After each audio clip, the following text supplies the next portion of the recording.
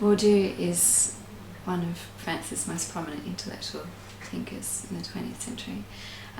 His social theory has had an impact in anthropology, philosophy and sociology. The International Sociological Association named Distinction, which is probably his most famous book, as one of the top 10 sociological works of the 20th century. Distinction was an ethnographic study that linked consumption to social class, and in that book he really laid down the foundation for a cultural understanding of class. So he saw taste in particular as directly linked to your social position, and your consumption practices is linked to your social position. He saw class as something that's dynamic. It's something that is not just a position. So he saw class as something that's practiced in your everyday life. It's something that's lived.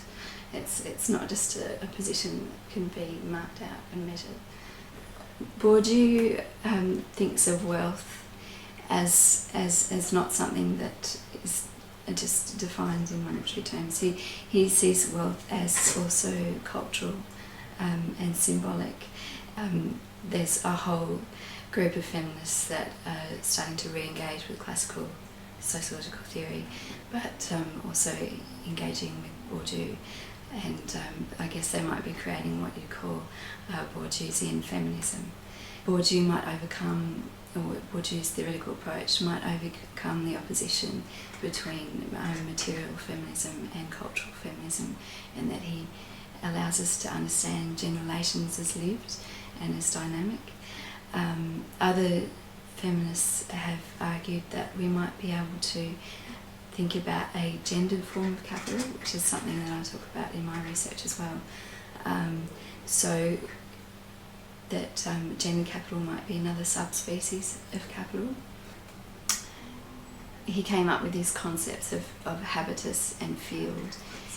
Habitus, I guess, is just a term for describing the ways in which we embody norms and common social ideas, and that generates practices that are common to particular groups within society. It's one final thing that Bourdieu has really contributed to sociological thought is that he introduced a new way of approaching research, and that he thought that social scientists should be reflexive in the way that they do research.